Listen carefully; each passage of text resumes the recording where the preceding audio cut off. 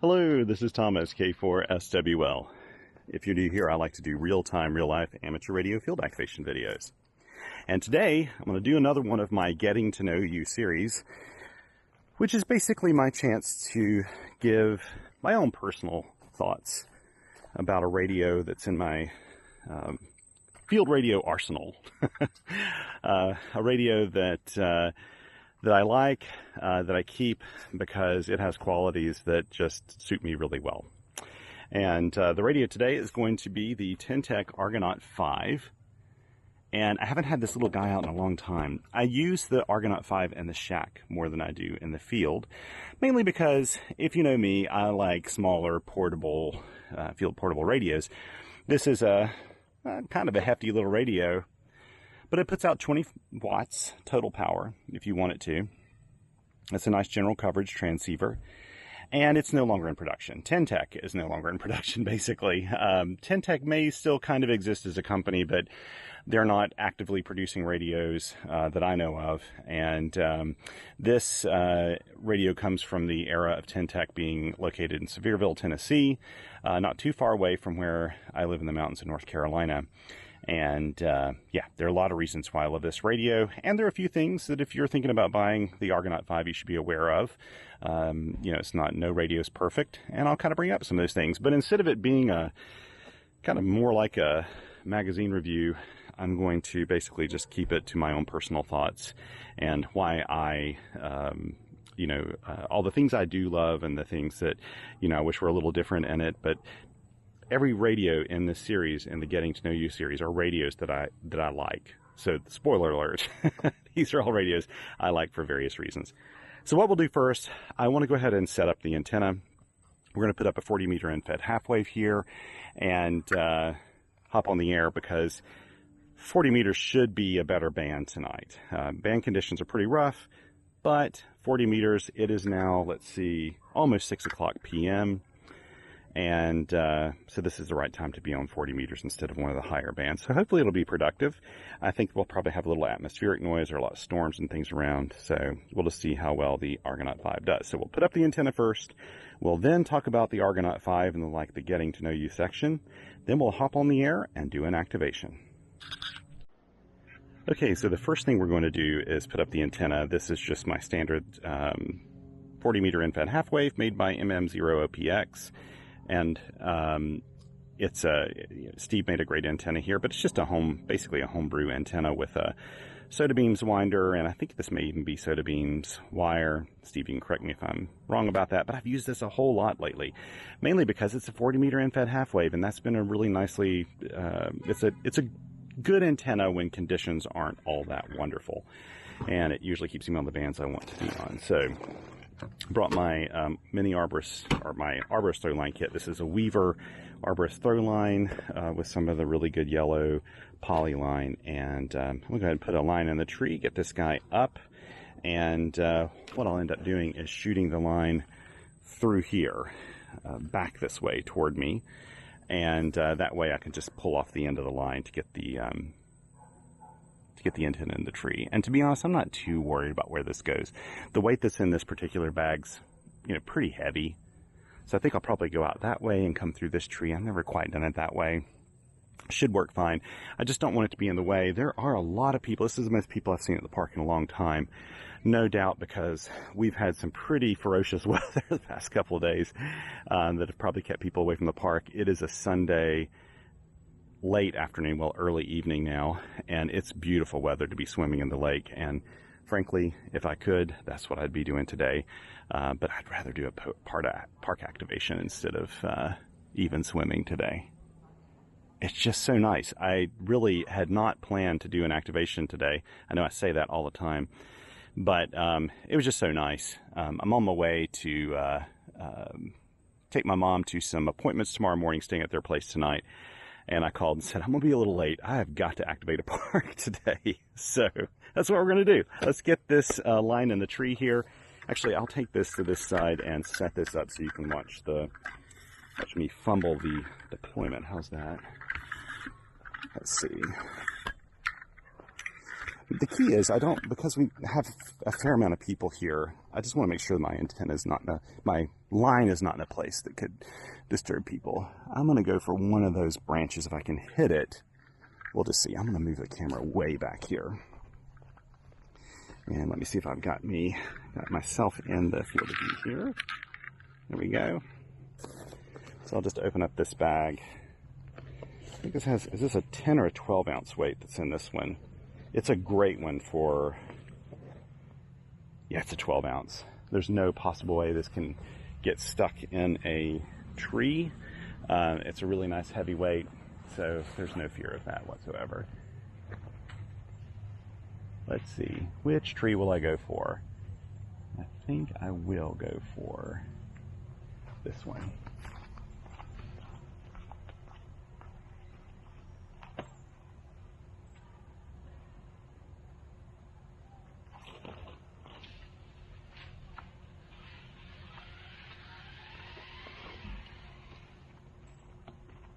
That did it. Did I do my jump when I launched it? I can't help but do that. It just helps me with my aerodynamics. So let's pull the antenna up now. Here we go. Let's see. I'll show you this. Steve, I can't thank you enough for sending this to me. I have used this at least in 2 countries now. I can't tell you how many states. It's been really useful.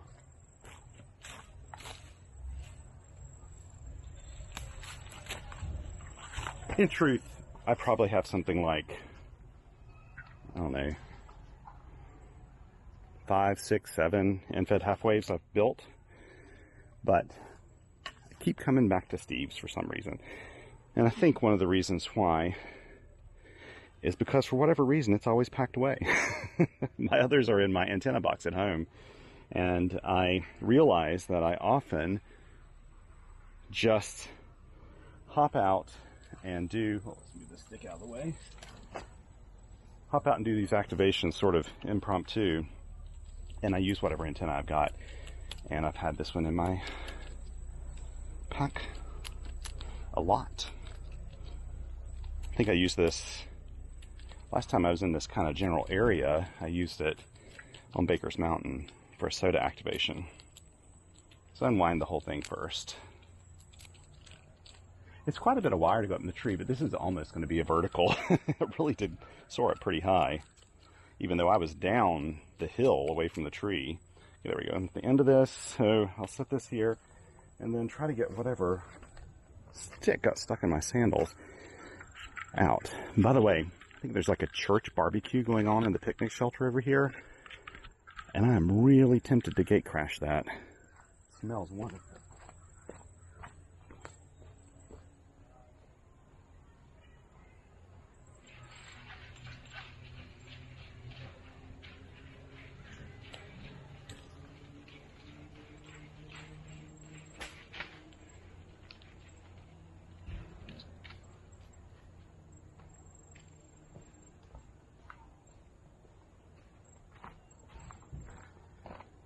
Okay,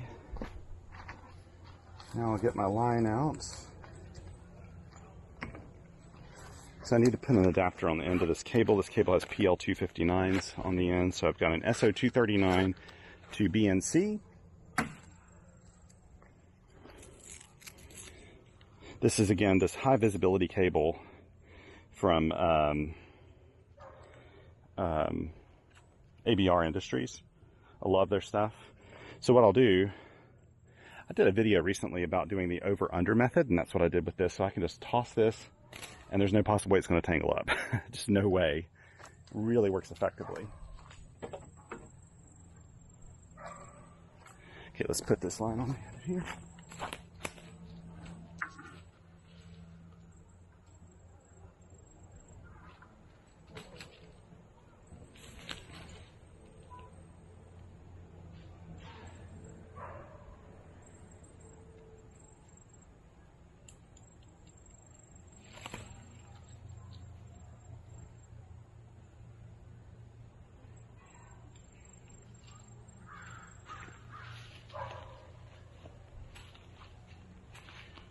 Now what I'm going to do is raise up the end of the antenna, use this as a weight on the other side just to kind of give it a little tension and hold it up.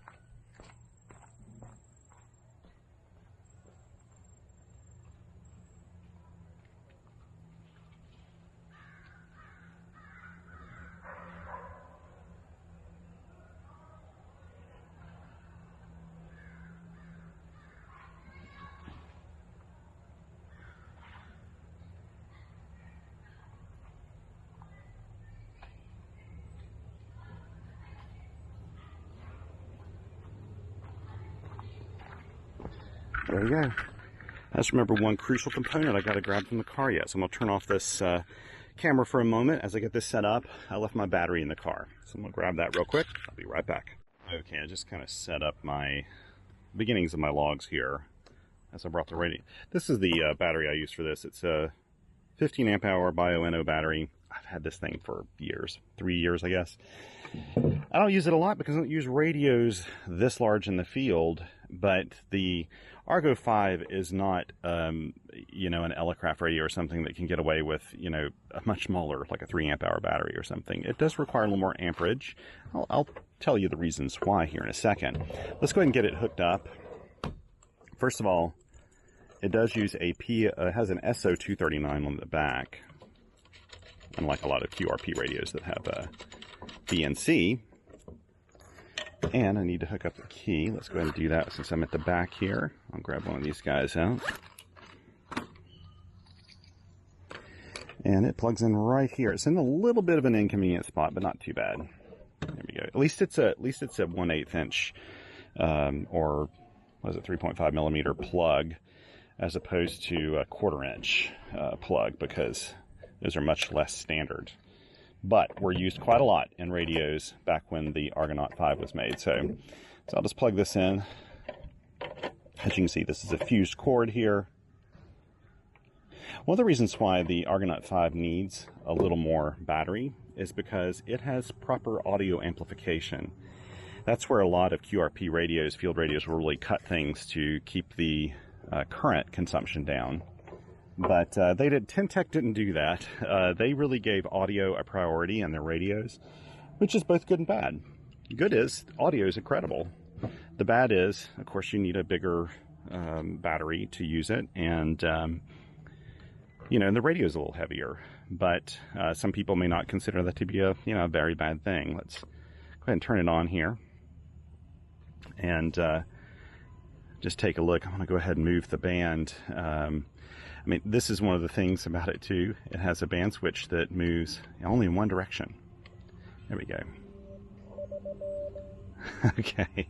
Already I want to jump on the air, let me tell you. But I am not. I'm going to do my little getting to know you section because I want to tell you about the Argonaut V.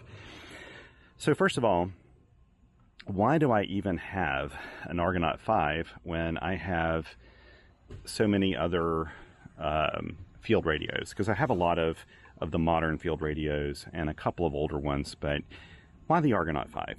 Well, first of all, Ten-Tec, the Argonaut name, if you've been a QRPer for very long, you'll know the Argonaut name, because Ten-Tec has made some legendary Argonaut radios in my time, and before my time, before my time as a ham at least. Some of the original Argonaut radios were just phenomenal and very well loved QRP radios. They were analog and just beautiful little radios. Over the years, Ten-Tec, made digital radios like this and lots of different types. And they, they use the Argonaut name all throughout the product line, but it kind of shifted from its roots because some of the very early Argonauts were power misers, and they didn't use a lot of power. Excuse me, I shouldn't say that. They didn't use big batteries. You didn't need a big battery for it. They were low current consumption, super basic, super easy. As Ten-Tec came out with other radio designs, of course, they added more to it. So, for example, this one is a general coverage radio, and that means that you can listen to shortwave radio on it. It even has AM mode and a lot of other things. And so this is kind of more of a desktop radio. And I think when the Argonaut V first came out, you know, some of the criticism of it was people said, gosh, you know, I really wanted, I think this came out in the early 2000s. I may be wrong about that, maybe the late 1990s. But I did hear some criticism about it, like, gosh, it's kind of big and bulky and heavy, and you can't use a, you know, small battery with it. You know, it's a little power hungry. And I can't remember the specs for it right now, but it was fairly power hungry. And there were some other options at the time. You know, the Index Labs QRP Plus was out. You know, while this radio was in production, the FT817 was out. There were other QRP radios that were out at the time that were a little more efficient. But Ten-Tec, you know, if I had to say, like, one of the things they really focused on with their radios, like I said, was audio quality. And they really wouldn't compromise on that. They also wouldn't compromise on their receivers. They felt like their receivers needed to be low noise, really good architecture, and they just wouldn't compromise on those. So most of the Ten-Tec radios I've ever tested or used tended to have very good, nice, quiet receivers that were well balanced. And the audio fidelity's always been, you know, really good in these radios. The Argonaut V was out when I was kind of a newer ham, and I always admired it from afar. One of the reasons why, if I'm being really honest, is I really love the simple front panel. Ten-Tec made a few radios that were on this level of simplicity. One of them, even more so, was the Scout and the Cub, which was its QRP counterpart. The Scout actually had band modules you would put in, and very few controls, but it worked really well. I'll never forget my buddy Mike Cade, RAT, showing me the Scout. He was using it, I think, on field day, and he just said, look, there's just so little to this radio, and it's all I really need. The radio works so well. He didn't need something fancy with lots of buttons. It just works. And I find that the Argonaut V actually gives me more control than the Scout did. I've never owned a Scout, but I don't have to switch band modules on it. It is general coverage, which I kind of like. As a shortwave radio listener, I like that. And everything's here, but not a whole lot else. It's still pretty basic. I love the simple design. Also, another thing that Ten-Tec really did well, Ten-Tec radios were very well loved by CW operators, and one of the reasons why is it has silky smooth QSK, and you'll hear when I'm operating the radio, it's about the smoothest QSK of any radio I own. It's really beautiful and just a pleasure to use. It almost feels like it's not working. It sounds so fantastic. And even the Argonaut V in the era when it was made had that QSK. I also owned, early on, one of my very first major purchases of a ham radio transceiver was the Ten-Tec Omni 6 Plus, and I bought it from a local ham. It was in wonderful shape. It was basically from an estate sale, and I loved that radio so very much. One of the things I loved about it that the Argo V has is this really nice, just plain LED display. You know, you look at this, and it gives you the frequency, and you can read it from any direction in any kind of lighting conditions, and it's just beautiful and simple, and I love that. This kind of part of me that likes the Apollo era aesthetic, you know, of a lot of these radios, really, I appreciate that. And I just love it about the Ten-Tec radios in general. So that's one of the things I really love. It also has a nice weighted encoder. It's just lightly weighted, but it's very nice, very easy to use, and really simple. I also love the analog meter because I find it's just easy to read, super easy to read. And so it's very, you know, to me, that's a really nice thing. Also, the Argo did put out more than 5 or 10 watts. It puts out, I think it's a total of 20 watts. I never turn it to that ever. In fact, this reminds me that I really, maybe it's 25 watts even. I need to make sure I'm looking at this when I'm operating to make sure I'm really in my 5 watt range that I like to be in all the time. Not that anybody's paying attention, but hey. So it does have, you know, RIT, of course, so that you can do split operation if you really want to with the RIT control. It does have, well, it actually has full split operation, but you can use RIT if you want to cheat and use it that way for split operation. So it has both via A and B VFOs, which is nice. It has a dedicated bandwidth adjustment here, so you can change your bandwidth very, very easily, and I really like that. I'm going to widen it just a little bit here. I'll see what the band conditions sound like tonight. It has pass band. It has, you can change the tone. The one thing you can't change, and here is one of the negatives about the Argonaut V, is that the side tone, the CW side tone, is tied directly to your AF gain. So the louder you make the AF gain, the louder the side tone gets. Lots of radios did that. Lots of radios still do that. Some simple radios do that. I don't like that because when you're listening to a weak signal and you turn it way up, then the side tone is going to blast out your ears when you, are sending back to them so you end up kind of riding that AF gain. You'll probably hear me do that this evening as I'm doing my activation. So that's probably really my biggest complaint about the Argonaut V is that. The other thing is it has no CW message memories, so I can't set up a CW message memory in it. It doesn't have a built-in ATU of any sort, but that's fine. I've got a resonant antenna hooked up to this. And, it just, as you're using it, I mean, compared to any modern transceiver, this one's lacking in features. But I would argue that what it lacks in features, it really makes up for just in the overall characteristics of the radio, and I think you may see that tonight. And that's one of the reasons I went after this radio. So I actually knew the people at Ten-Tec when they were located in Sevierville, Tennessee. I really knew them well. I did beta testing for them on several radios, including the radio that came after this one, the Argonaut 6, which was a phenomenal radio in terms of receiver and performance in general. It never caught on a whole lot. It kind of was introduced around the same time Ten-Tec as a company was starting to have issues, and before they were sold and then sold again, and I think maybe sold one more time. Today, I don't think there's really, fully functioning company that's making and producing radios actively. I'm not even sure that they are doing repairs anymore. I really don't know. You would just have to look that up. But there are plenty of people who still repair Ten-Tec radios. But anyway, I knew the people at Ten-Tec. I would go there and pick up radios, talk to them. I bought several radios from them, and of course beta tested them. And the Argonaut 6, even though it had so many more features in comparison. Look at this inchworm that's just trying to get off my hat. Even though I've lost this is the problem with me. Hey, look, squirrels. See, I can't remember anything I was thinking about at the time.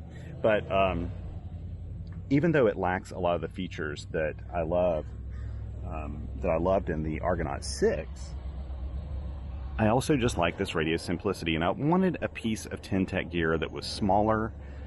My Omni 6 Plus, I ended up selling it many years ago, probably well over a decade ago, because it's just a really deep and wide radio. It really took up all my space in my very small shack. And although I loved it so very much, and especially the controls on it, the performance, I loved that radio, I sold it just for size reasons. And this radio is much easier for me to fit on a shelf and use it, pull it down, use it, put it back up for a little while and switch out radios. And frankly, I got this for a great price. I bought this used from someone and I got a really good deal on it. I just saw it in a classified section. I took a little bit of a risk. I didn't know this person and they didn't know a whole lot about the radio, and it turned out that the radio was in fantastic shape. So yeah, very pleased. So that's the reason I have the Ten-Tec Argonaut V. I would say that if you're looking for one, always keep in mind with a radio that's been out of production for a long time that there are always crucial components inside a radio with a little bit of age that may not be able to be replaced unless you have a parts radio with a functioning part in it that you need. So always know that when you have an older radio, a solid state radio, that there's a really good chance a chip or something like that, you may not be able to get it again, and it may just turn into a brick one day. But I'm willing to take that risk. I have a hunch this will be with me for years and years to come, and I'm not worried about that at all. Fingers crossed. That's mainly if lightning doesn't hit it or something else crazy happens to it. I think it'll be fine because Ten-Tec gear was made to last. They remind me in a lot of ways like a simple version of a Kenwood radio. I've always found that Kenwoods also have really good audio characteristics, and I feel like Ten-Tec's always been the same. So let's put this little guy on the air because I actually need to be moving on at some point, right? And I need to see if I can even get this activation done today. I have no clue what it may be like out there. So I've got my hammers app up and going. Let's turn up the volume here. Yeah, I hear a little QRN in there. Just listen to the audio.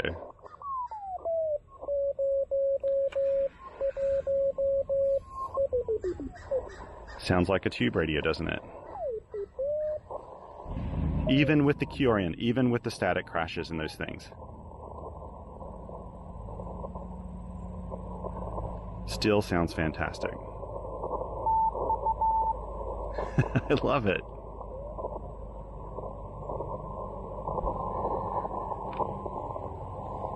I love it. Okay, let's mark the time. Okay, so we're going to be on 40 meters CW. And the time is, we're in the 22-hour period here. I guess this may be considered a little bit of a late shift. I think late shift's on this side of UTC.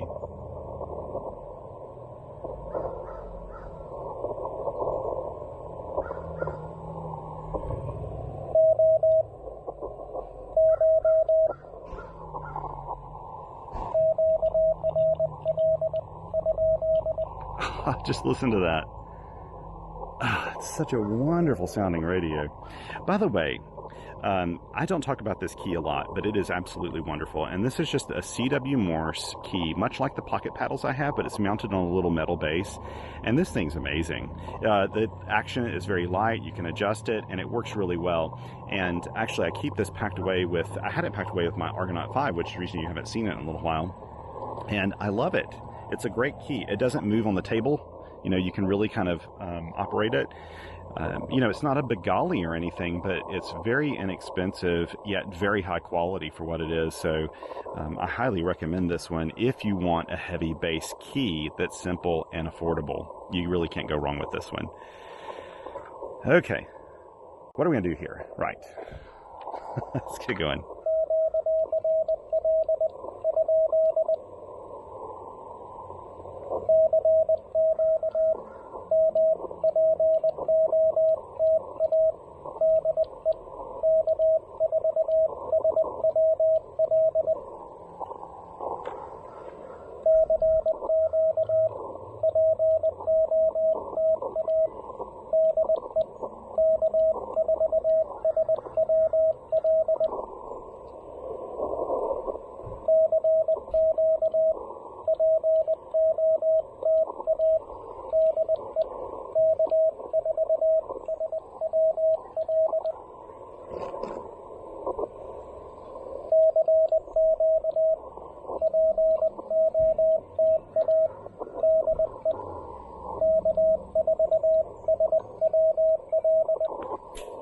Trying to get that mosquito. They're flying all around me.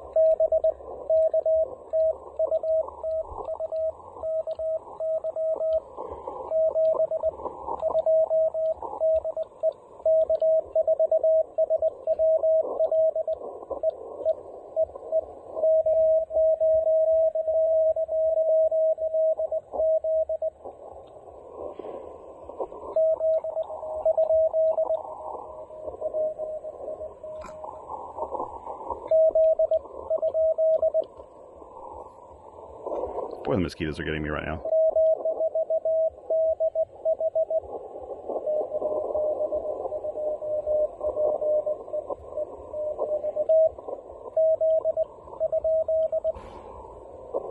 I know I heard a Z in there.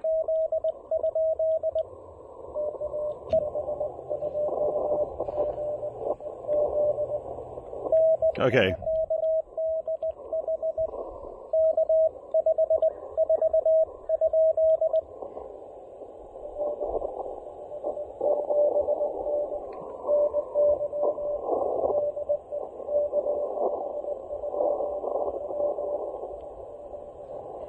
Okay.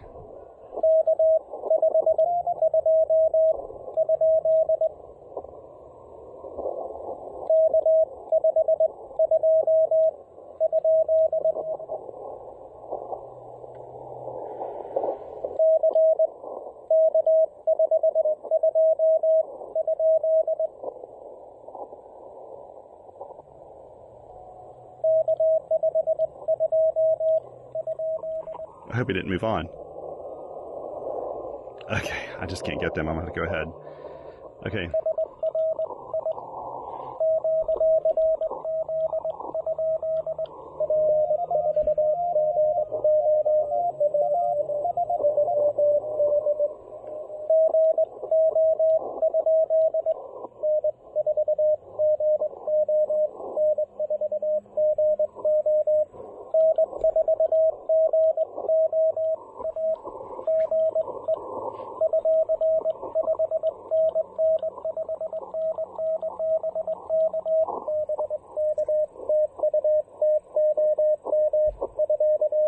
I'm really sorry there, KH2 something something Z. Good path into Kentucky tonight.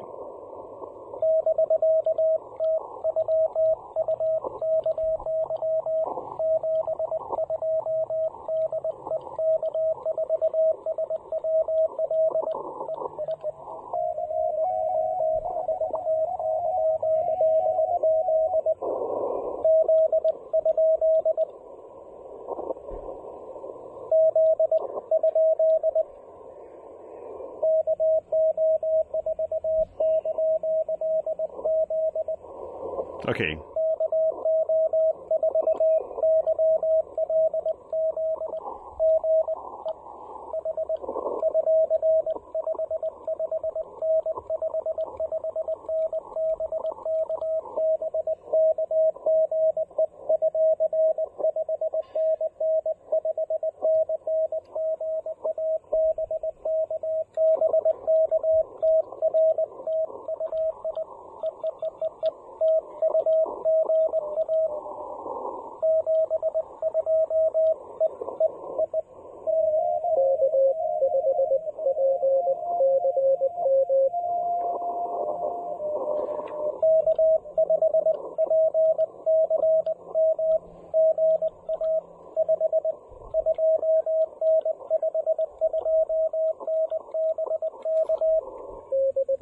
Oh, you came up.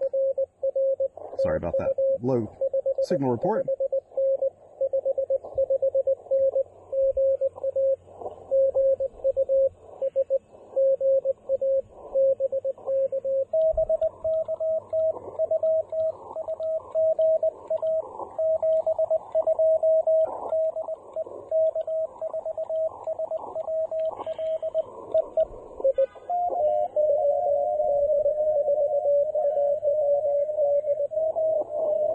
Okay, I heard.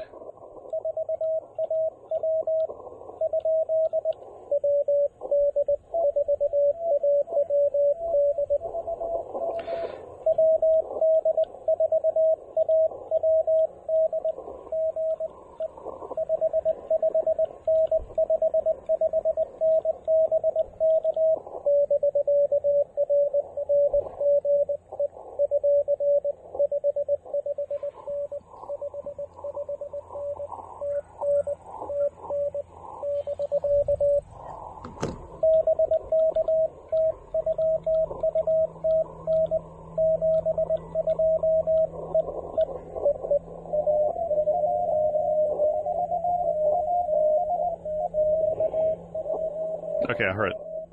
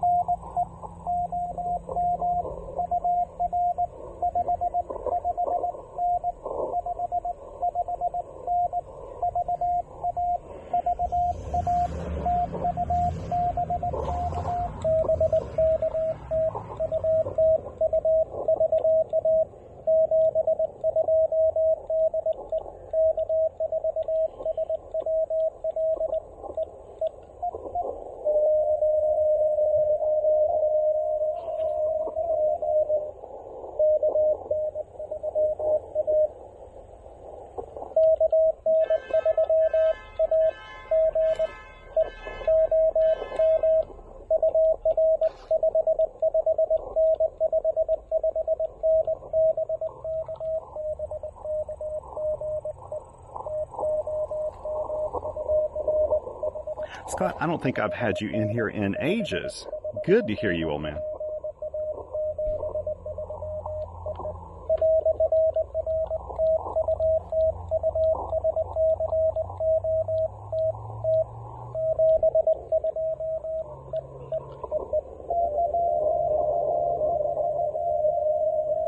I thought I heard KX. We'll see.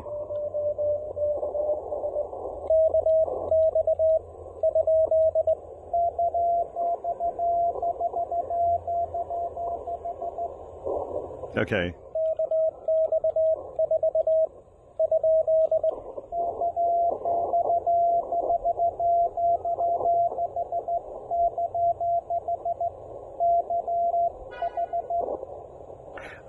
Okay.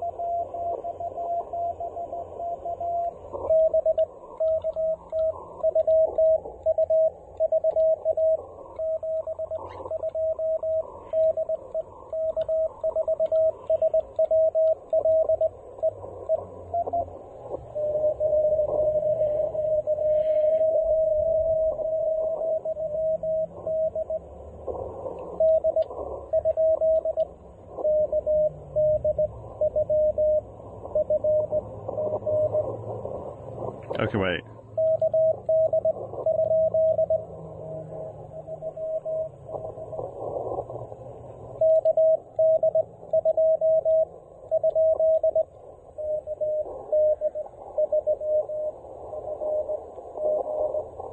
Okay, G, there we go.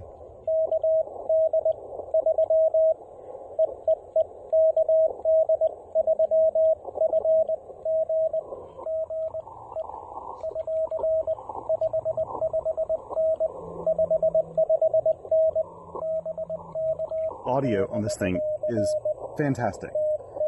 I wish you could hear it not just through a camera.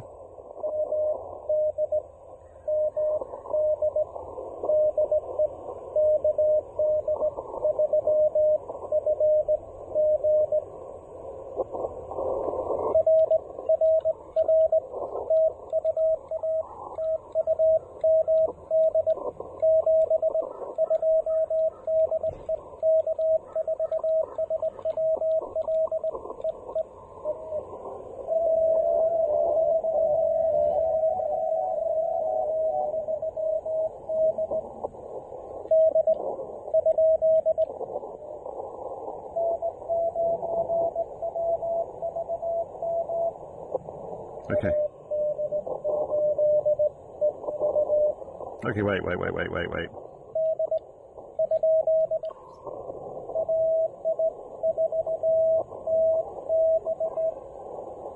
Okay, maybe it was a bee I heard.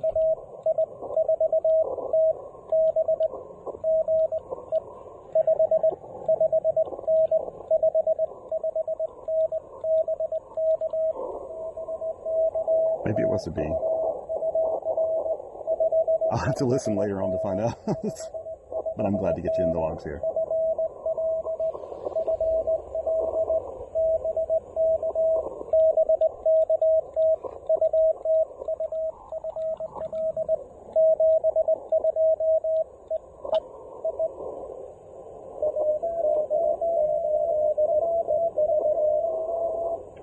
Oh, there we go.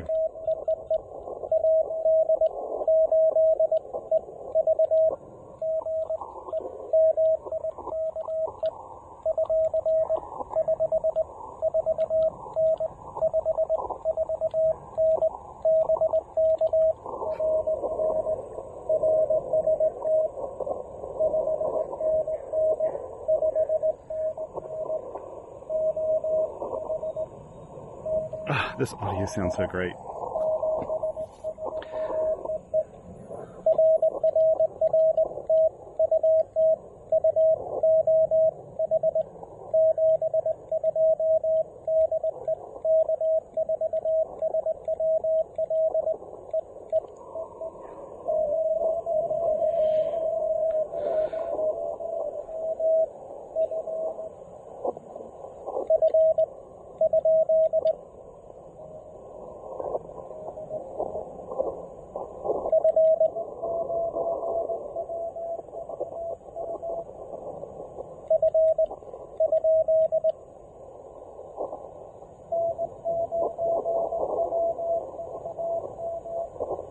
Okay, well.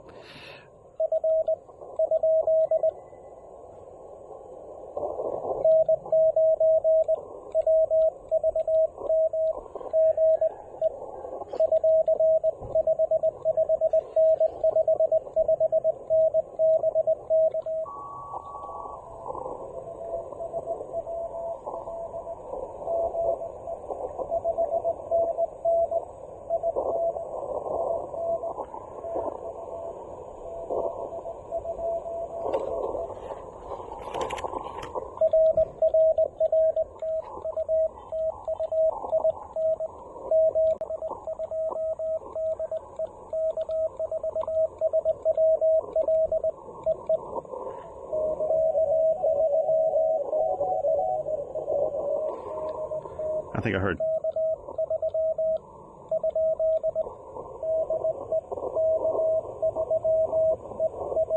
Oh, there we go.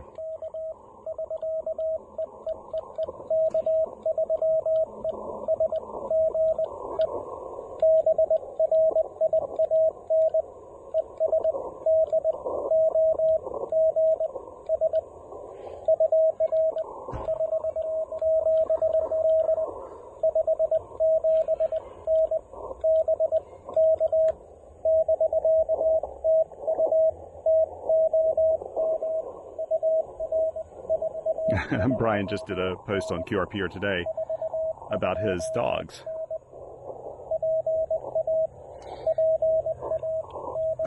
Jojo and Molly.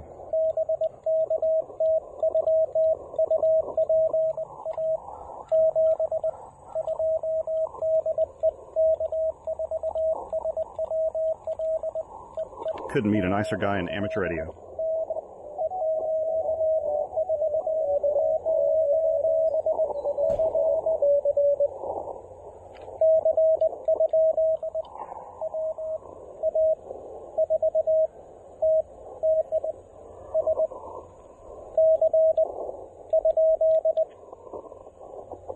I know I heard a 9.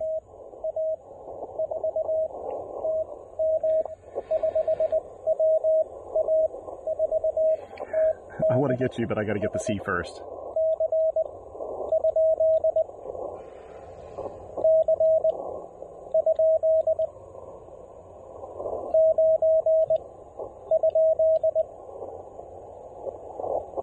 Okay.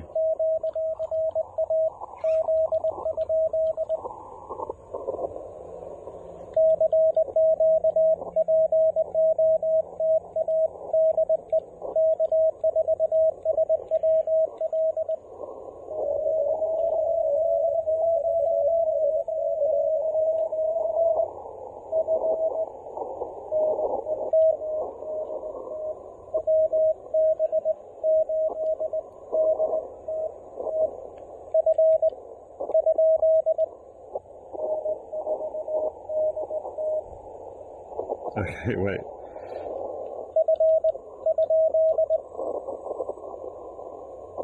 Okay.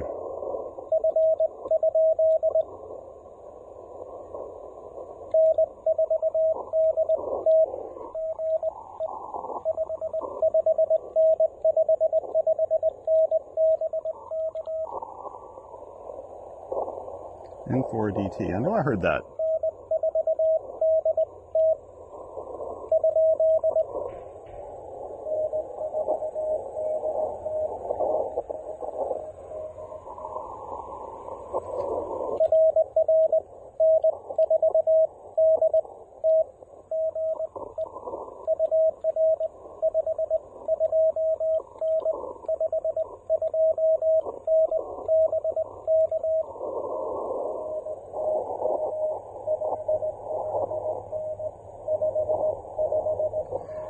There we go.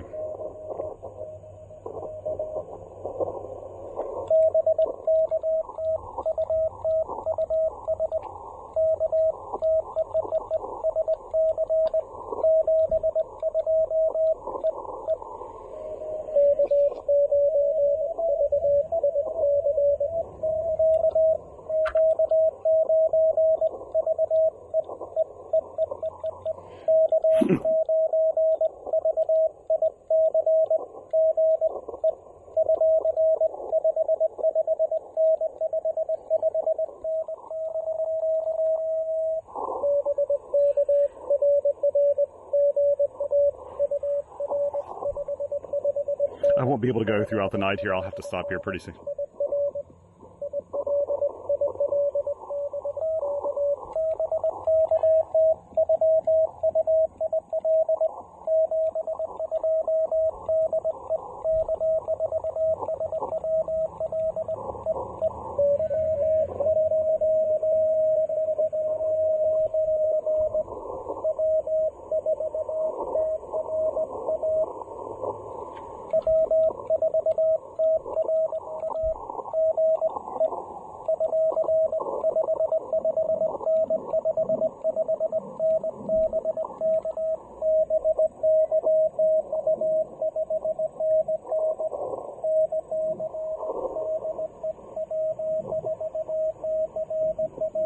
Gotcha.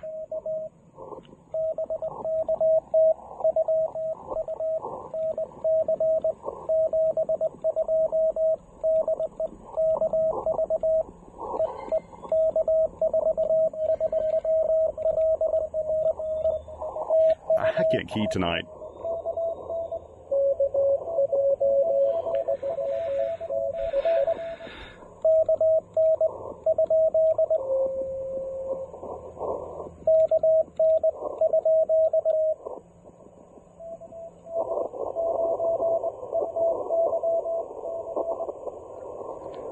Okay, wait.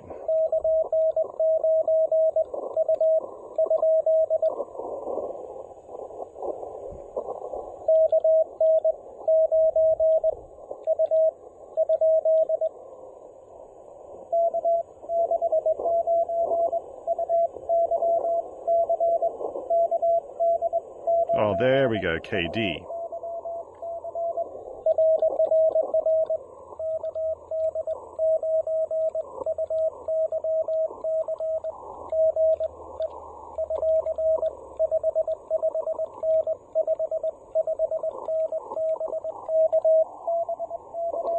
There are mosquitoes swarming around me right now. I've got some bug spray on, but these guys are being persistent.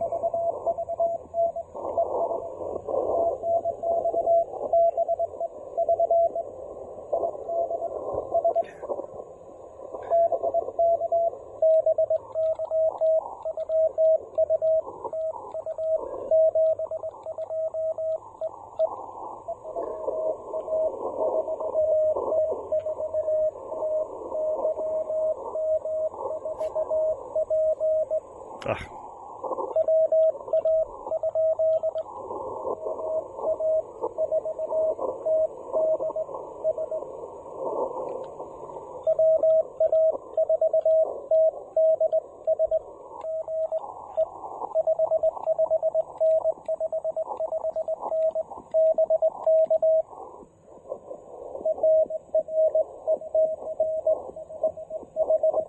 There's an adjacent signal there.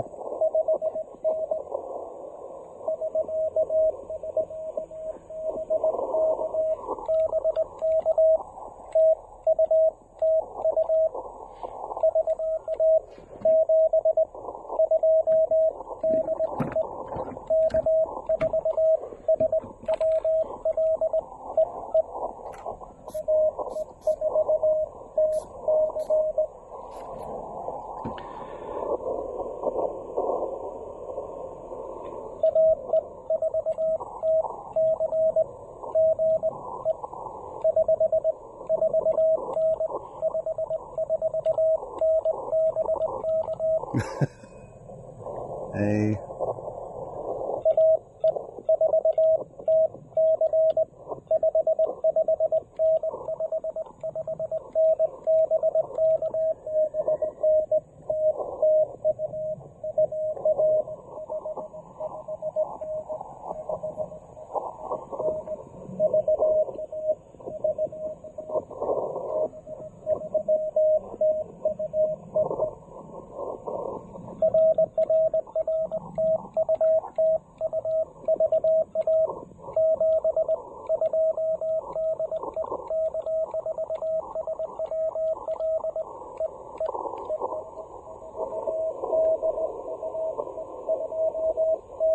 okay.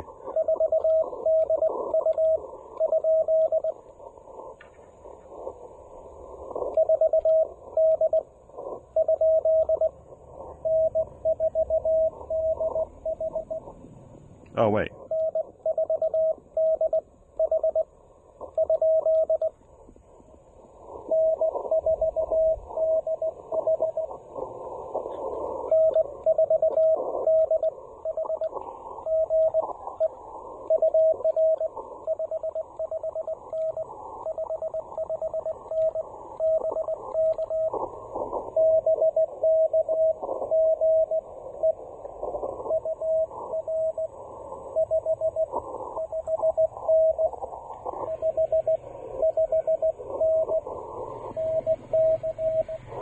Nice, another North Carolina.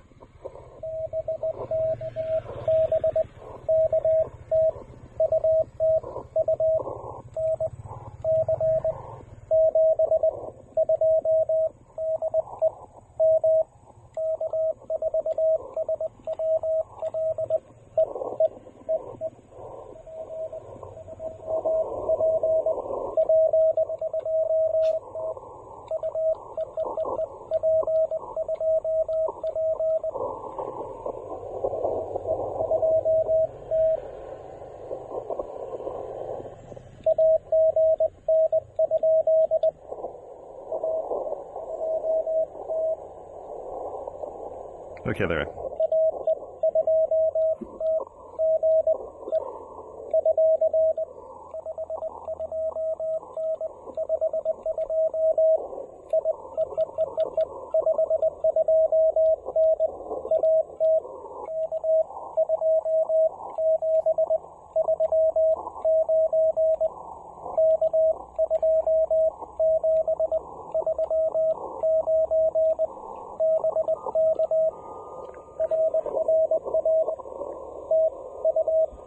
Mosquitoes are just eating me alive right now.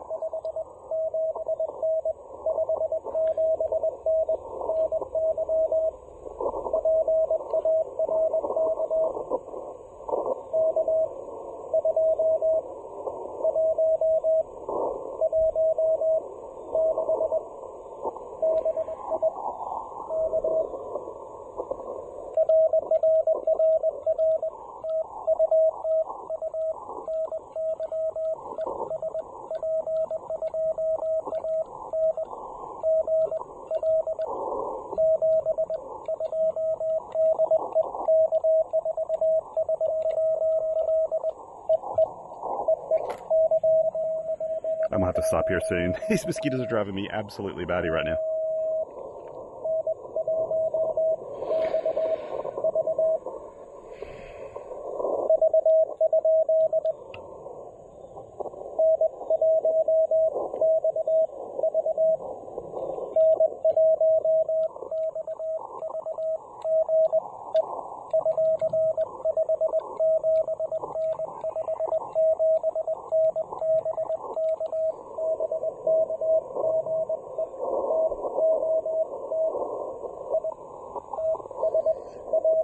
Julia, you really amaze me. You've been coming through so much lately.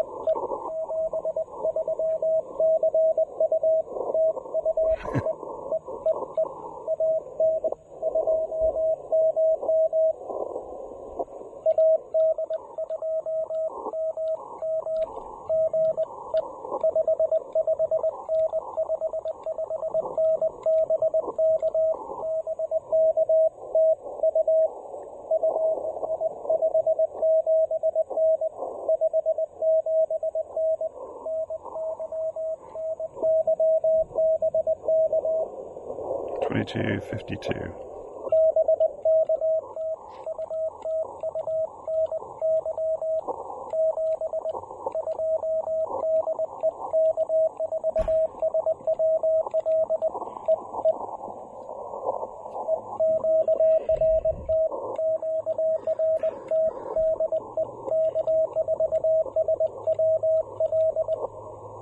Okay, gotta turn it off. I've got to turn this off. This is absolutely driving me crazy, the amount of mosquitoes around me right now.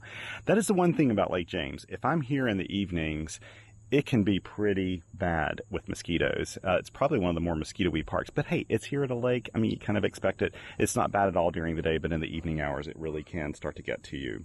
It's the reason I like activating evening hours here in the winter, which is really nice. Let's take a really quick look at the logs. I got a total of 23 logged. Some great stations here. And by the way, I wanted to say something. Because I heard this maybe once or twice in here. I can't remember who or where it happened. But first of all, it's great to work so many Kentucky stations. Also got in a couple of North Carolina stations, which was nice. And yeah, and I'm surprised I got up into New York and New Jersey and Pennsylvania. I worked Scott KN3A. I haven't worked him in a long time. Hope he's doing well. And worked my buddy Brian. Just lots of people here, lots. So this is really good fun. This was really well worth it. Yeah, so sometimes on nights like this, so there was a lot of QRN you could hear there. The Ten-Tec does a wonderful job with the audio. Oh, by the way, I am here right now. Let me try to spot myself QRT. Respot.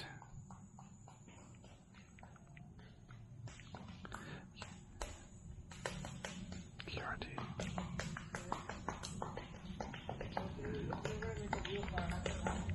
I don't know what here we go. I don't think that person's making enough noise. Of course, I was making noise here earlier. Okay, so yeah, I spotted myself QRT, and that kind of lets people know, and it should have taken. Did it take? Yes, it did. It took. So it lets people know that I'm, you know, now off. Don't bother trying to chase me or anything like that. And it keeps that frequent. It also lets other people know that they can grab that frequency. It's probably clear, and that's a good thing. But yeah, no, this is really good fun. But in situations like this, I haven't had one in a while, like an evening pile up with a little QRN going on. There's a lot of stuff going on there. Now, you may have noticed, and I'm trying to remember who it was here. I can't remember who it was now. There was a pretty decent pileup of stations calling, but this one station that was like less than a 559, they were like maybe a 539 or 529, I could hear them because they went slightly off frequency. And I keep my filter wide enough that I can hear that sort of thing.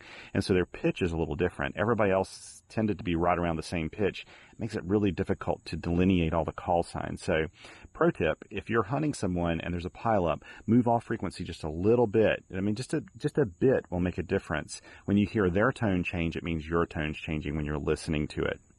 And it just helps your brain spread out the signals a little bit more, especially when you're not operating things like split, because in Parks on the Air and Summits on the Air and a lot of those things, we just don't do split because it's just not convention, so we don't do it. But it was nice having a little pile up this evening. I'm glad that 40 meters was nice and, you know, alive. It hasn't been lately, it seems. So I was very happy about that. But I guess what I was about to say was sometimes you do have stations that call and you'll hear, I'll like send out a C or an X or a whatever, an F, whatever, and put a question mark behind it. And then you'll hear a completely different call sign come back to you. Keep in mind that not everybody can hear that well. They may be listening to me, you know, the QRM on their end may be a little bit louder. The QRN, the atmospheric noise, could even be a little bit louder. There are a lot of factors that play into that. So don't assume that because somebody calls in, you know, when I've asked for somebody else, that they're doing that on purpose to punch through. Because normally what I do is I stick with the call sign or the letter, the partial call that I have, and I don't deviate from that. I try to go back to it over and over again because I want to give that person a fair chance to be worked. When I come back, I'll try to go back to the last station that I have in my memory. But don't always assume that someone's doing that to, you know, kind of push their way into, you know, a pileup. That doesn't always happen. Some people do that. I know some contesters that are pretty persistent when they're working DX or something, but that's not usually POTA people. It's just hard to hear sometimes, and you can hear a station, you know, well enough that you can call them, but you may not be able to hear them well enough that you can hear everything that's going on the other end. So that is the thing about, you know, operating like this. You know, sometimes that happens. Mosquitoes have left me alone here for just a second. I was really screwing up my keying because my other hand's like trying to keep mosquitoes off my face and stuff. I don't know why they bother me so much tonight. but they are. Maybe they know I'm hungry and they're hungry, so I kind of understand that. Let me take a few photos here, because I didn't get to take very many as I was operating. So you get to see how the sausage is made, as I always say. Most people would hide this sort of thing from you, but what you know that you need to do is hop online, and go to QRPer.com, because I actually put way more time into my reports than I do my videos.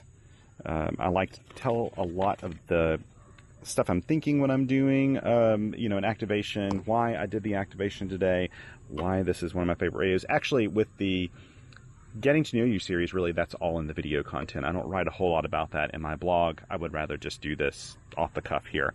I have very few notes that I take when I do these things. That's just kind of me, unscripted, because I don't have a lot of time. So I'll probably think of some other reasons. I would be really curious if you have an Argo V and if you like it, or if you have a different model of Argonaut that's in your collection that you really love, let me know. But there are just so many things I love about this radio. It's simple. Hearing it tonight, and by the way, there was a really strong adjacent signal. I don't know if it's still there or not.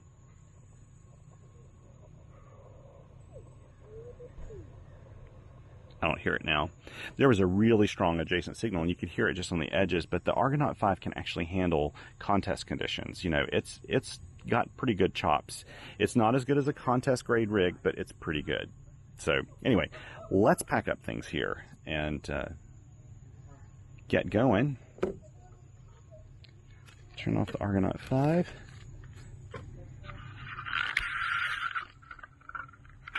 Now what I did was actually bring this. I have this Husky. Yes. So I'm an amateur radio operator, and this is a program called Parks on the Air, and we come out to a park like Lake James or someplace. We set up an antenna, and then we make a bunch of contacts on it. And I use more.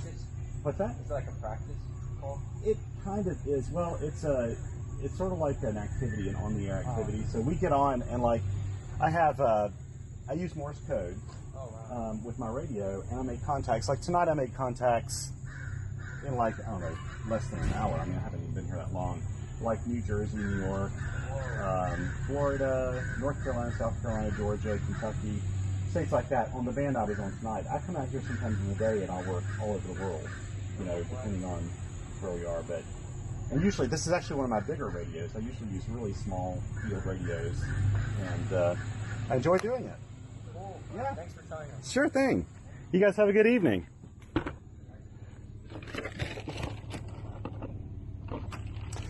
Okay. So I always make time to talk to people when they ask about amateur radio stuff. I always make time for that. So yeah, I brought along this is like a box I picked up at Home Depot, and I really like it because I can throw things in here and it protects it really nicely. It's weather protected, basically. Has a seal around it. Whoops. So I drop things out though. There we go. I'll put my battery in here too. It'll do just fine. The Argonaut V is a tough radio.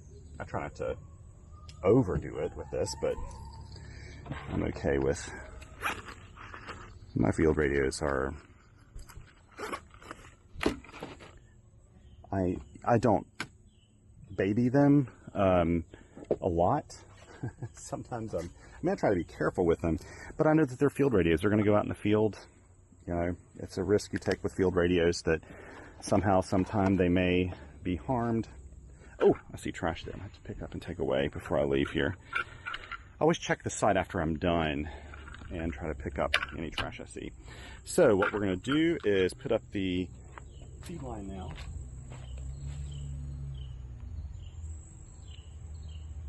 And you know what? I have a spare. This is actually sort of a spare BNC adapter. I'm going to leave it on this particular line. I'm doing the over-under method again. Again, if you want to know about this, I did it, and I showed and demonstrated this in a video recently. Did I go over that time? I went under that time. I'm going to go over and then under again.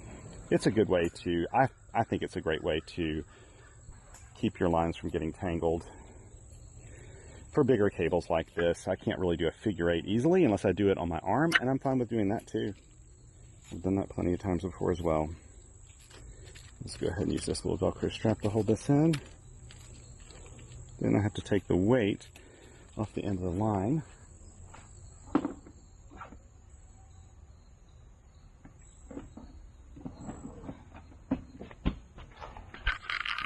Take the weight off the end of the line and put up the antenna.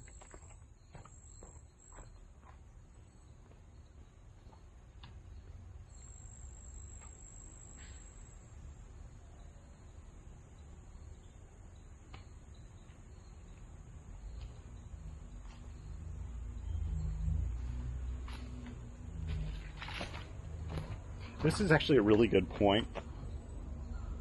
I never put when I put my weight on the end of my throw line, like I did over there, I never do it much higher than like my head height, because it very well can pull up so high that you may have a hard time grabbing the other end of the antenna once you pull off the feed line and do all that stuff. Oh, look, there's the kitty cat over there looking at me right now.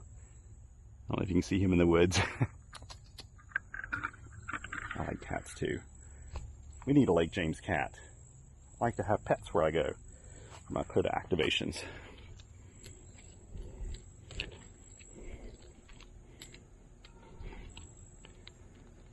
Hear the mosquitoes buzzing around my head. Still, I'm grateful for this evening because it is a really nice evening otherwise. And frankly, I've kind of become immune to mosquitoes. They may bite me, but it doesn't really make me itch as much. I've got North Carolina blood now. It's funny, when in Canada, I went to places with a lot more mosquitoes, and you can kind of see the mosquitoes coming after you because they're just bigger. There are a variety of mosquitoes a little bigger in the places I've been. But even when they bite me, they don't make me itch as much as the mosquitoes do down here in North Carolina, and the Carolinas in the southeast. Here we go. Almost to the end of the line here. Whoops. There we go. I really appreciate you guys hanging around with me during this activation. Put this up in here. And now let's go put up the feed line.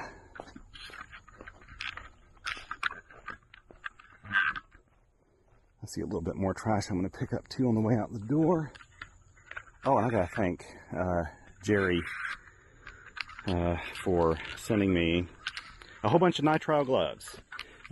He saw one of my activation videos where I was picking up just this nasty trash at South Mountain State Park, and he very kindly sent me like a massive box of nitrile gloves, so I'm always set. That's actually in my backpack now, and I didn't bring my backpack because I brought the Argo V with me, but I really appreciate that, Jerry. This will come in very handy, like literally come in very handy. See what I did there?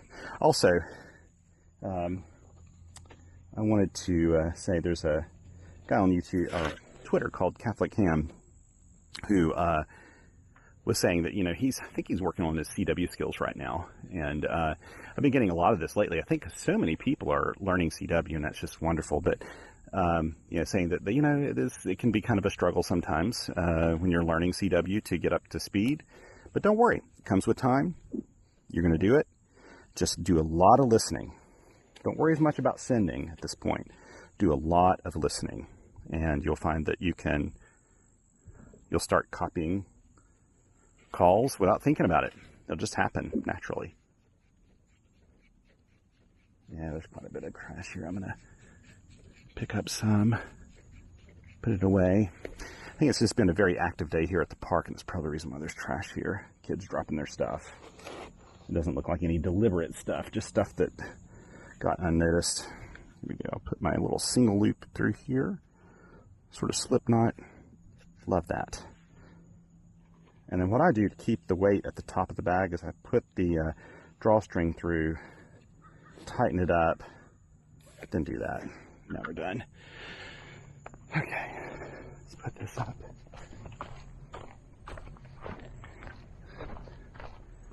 Let's see if the kitty cat's over there again. I don't see him right now. Okay.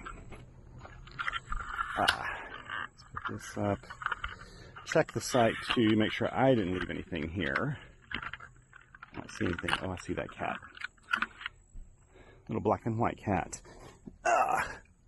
Not often I have cats out here. Let's pick up a little bit of trash. Always try to leave a place cleaner than I found it.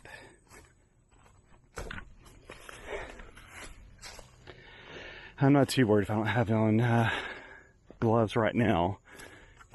This is more like picnic stuff that's just gone and floated off. Huh. That is a diaper, though. I will have to go grab my gloves to do that. Okay, I'll do that here in a second. I don't want that to stay out there. They have these bear-proof containers here, but frankly, oh, that's recycled. Frankly, you don't really have a lot of bears out in this part of North Carolina. Okay, so I'll be back to do that. Thank you so much for joining me today and putting up with my shenanigans here. Swatting mosquitoes and talking incessantly about radios I like. I like to geek out about radios, and I appreciate you coming along for the ride here with me on a beautiful evening here at Lake James State Park. I hear the cicadas kicking in now. Katydids. We're in August now. I frankly can't wait for fall. This has been a very hot one, very hot summer here in Western North Carolina, and I'm looking forward to some cooler temps. Okay, again, thank you so much for joining me. Thank you to all of my Patreon and Coffee Fund supporters. You guys are amazing. You rock. You're the reason why I can produce so many of these videos and field reports, is I can take the time to do it because, your support makes that happen. So I appreciate that. And everybody's trying to clear out. I think that church group is gone now, so I can't crash their party and get some of their barbecue that smelled so amazing over there, which is a shame. Would have been nice to have a video where I crash a party, right? That's not, it probably wouldn't reflect well upon the amateur radio world as a whole if I did that. But hey, barbecue? I'll bend my rules for that. Thank you so much for joining me. Take care, and until next time, 7 3s.